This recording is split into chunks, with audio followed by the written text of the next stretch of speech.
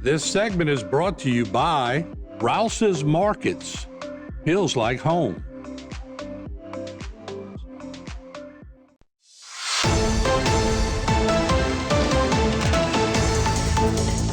All right, we are back, and look what we have on the set. Donny Rouse, you see him all over the commercials and everything as they're celebrating, too, their 65th anniversary. So congratulations on that, more on that later. But we're going to talk about fish right now, because you caught a 746.2 pound blue marlin, and you won it all, 124 inches. And Jason, let's just bring up real quick a picture.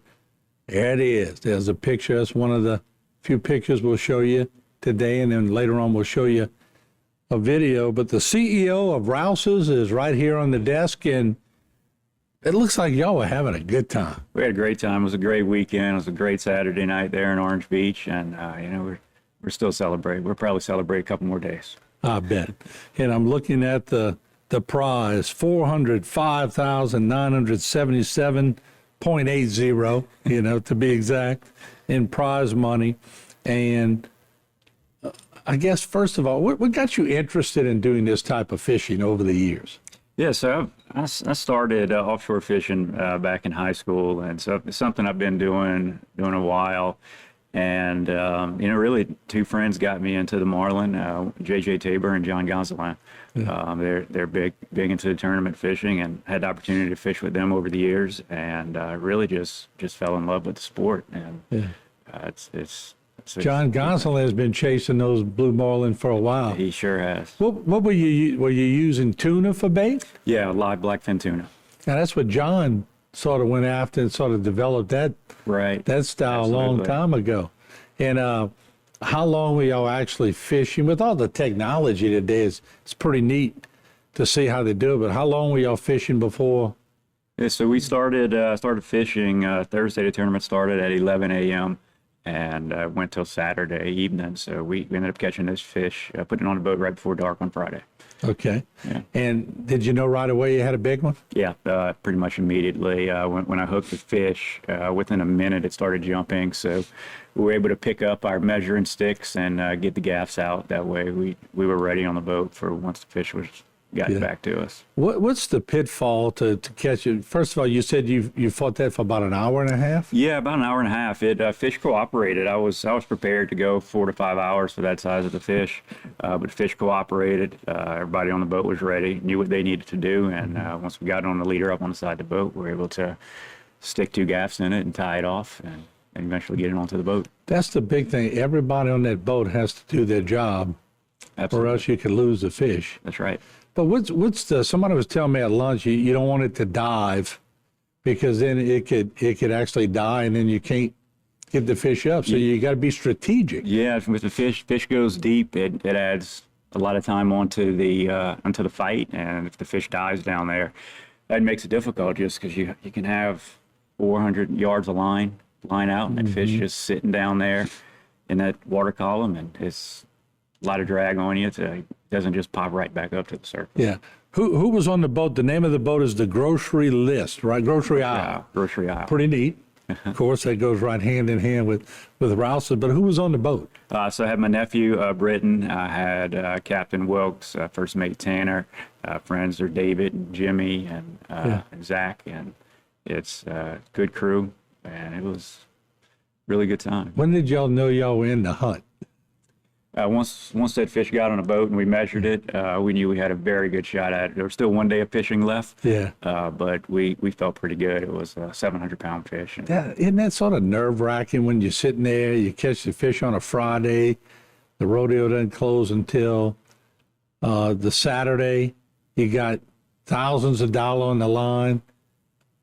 I'd imagine that's pretty nerve-wracking. Well, we were 270 miles from Orange Beach, so we had a long way to get back. Yeah. So I was just hoping we didn't hit a log or something like that on the way back in. You'd have found a way to get it in, huh? Yeah. Somebody come tow me in or get it in. But how many boats were out there actually trying to win this thing? 66 boats in this tournament. Okay, yes. All right. Mm. And all have different techniques or different styles? Yeah, everybody, a lot of people use live bait. A lot of people pull lures, or but it's, this is our style is live bait fishing for them, and we enjoy that. Yeah. So you got hooked on this type of fishing in high school. Oh, the Marlin was probably 10 years ago. Oh, 10 years ago? It was yellowfin tuna and stuff Okay. like that back in high school, yeah. And you just worked your way into the blue marlin Exactly. arena. It's a different kind of adrenaline, isn't it? It is. It's just still have adrenaline pumping through me right now. It's different. So you fought it for 90 minutes, let's say. Were you tired or sore? You look like you're in shape. No, I was good. Yeah. Still feel good today, and just very excited about it, and I was ready to fight another one the next day. But if you'd had to fight it for 4 hours, it'd have been a different It's been a story. different story, absolutely. All right, Jay, let's roll in some footage of them when they were getting the video, if we can, and we'll look at that. Y'all look like y'all are having some fun. Absolutely. Come on, that is way too much fun. There you have it, the CEO of Rouses, Donny Rouse there. They win $404,977, the Blue Marlin Grand Champion on Saturday night. And this was a big moment. Congratulations, Donny. We're going to hold you over for another segment because it's 65 years at Rouses. So congratulations on the big fish. Thank you very much. All right, we'll take a break. We'll be right back with Donny Rouse. This segment was brought to you by Rouse's Markets. Feels like home.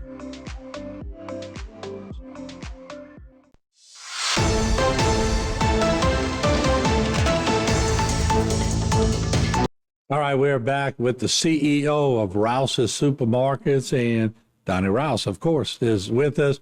And we're going to talk 65 years in the business, but I got to go back to the fish real quick. Let's show some video, Jay, because there's the boat right there, the grocery aisle, and there they are hoisting the winner out, and that's unbelievable. That fish of 746.2 pounds, worth about $405,977, and let's not shortchange it, and 80 cents.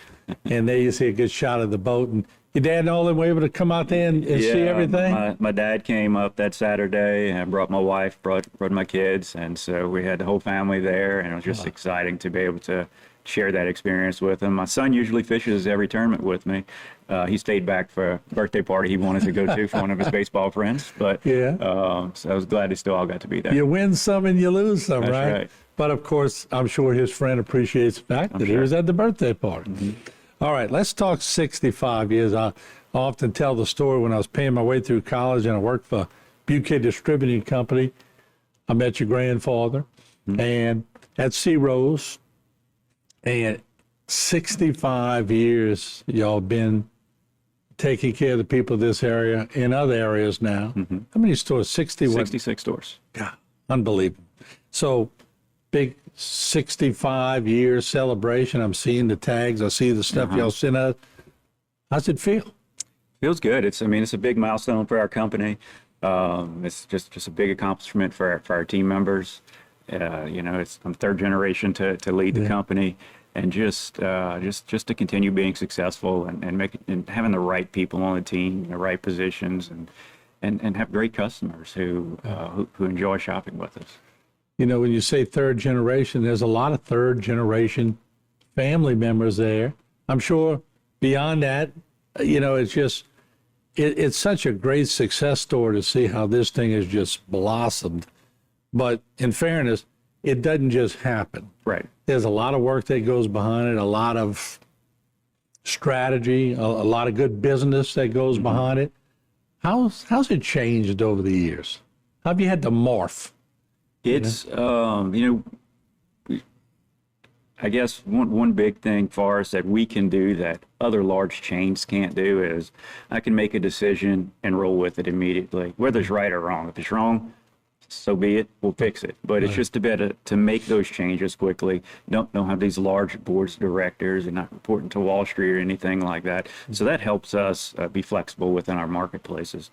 But we're still selling the same items we're selling 65 years ago. The fresh meat, the fresh produce, the local items, and that's what we built the company on, and that's what we continue to thrive on. How is it being passed down? I remember your grandfather, and of course, I did business with your father, now I'm doing business with you, but generation to generation, each generation adds a little bit to the equation, don't they? Yeah, absolutely. You know, my dad and my grandfather and I were all different in the way that we operate. And, you know, we all feel like we each got into our roles at the right time. You know, I couldn't do what my dad and my grandfather did, and they would struggle in the environment that we're in today. So it's just, we're a lucky company that, you know, just it fell that way. And y'all all have family members that are, you have a sister involved and other people, but there's family sprinkled all over. So when y'all say a family-owned business, y'all really mean it. We do, yeah. Brother-in-law, cousins. We have, you know, a handful of us that are involved in the business, and you know, everyone shares the same passion. And everybody's in sort of where their comfort zone is. Huh? Absolutely. So it makes it work. But what are some of the things, besides coming on HTV and doing some interviews, and what are some of the things y'all plan on doing for 65? Yeah, just, you know, we have special ads and giveaways and different things like that, just to celebrate for the remainder of the year. And, you know, it's going to be a fun time for us, fun time for our customers. Is there any goal, Donny, when you know, I ask you every time you come, how many stores now? And you just said the magic number now, but I may have you on 3 months later and then may go up by 2. Do you ever do you set a goal with stores, or do you sort of take it as they come, and what will the market bear, and where's the need at? Yeah, so I do not set a goal with stores. You know, we have 66 today. I'm fine with 66 10 years from now. You know, we're going to continue to grow as the market shows that we need stores in the markets, and we're going to just make the right decisions and smart decisions. No need to go out and build 10 stores next year. It's when the locations come up and the price is right and construction prices are right, we'll go ahead and open up more. And I appreciate you coming, and congratulations again on the fish. But thank y'all so much for what Rouses does for the economy base in this area. It's really big for the economy base, and you're a big part of that. Thank you so much. I appreciate that. All right, there you have it. Donny Rouse, 66 stores in the area. Which one's the furthest store, Donny? So we go to Orange Beach, Alabama, to Lake Charles, Louisiana. All right, there you have it. So all started right here in the area, and you just heard it from the CEO's mouth, all over the place. In 65 years, we're going to be showcasing Rouses a lot this year for the 65th anniversary. Thank you, the audience, for joining us. We'll take a break. We'll come back.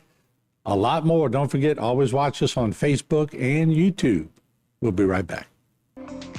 This segment was brought to you by Rouses Markets.